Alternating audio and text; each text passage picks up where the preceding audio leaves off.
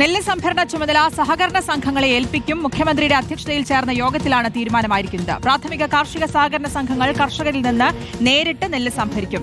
സംഭരണത്തിന് ശേഷം കാലതാമസമില്ലാതെ തന്നെ നെല്ലിന്റെ വില കർഷകന് നൽകാനും തീരുമാനമായി. അരുൺ സോളമനുണ്ട് വിശദാംശങ്ങൾ നൽകാൻ. അരുൺ, പ്രശ്നപരിഹാരമാകുന്ന രീതിയിൽ തന്നെയാണോ ഈ യോഗത്തിലെ തീരുമാനം?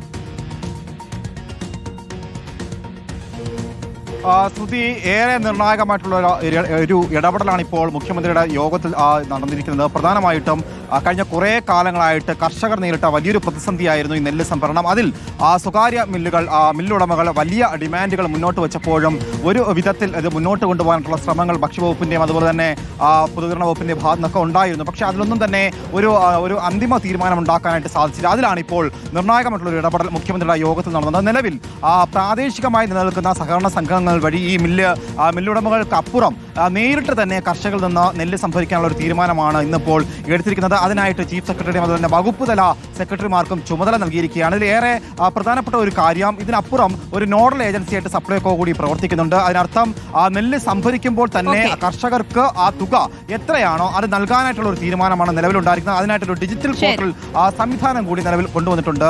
എന്തായാലും സഹകരണ സംഘങ്ങളെ ഏൽപ്പിക്കുകയാണ്. വിശദാംശങ്ങളാണ് അരുൺ സോളമൻ നൽകിയത്.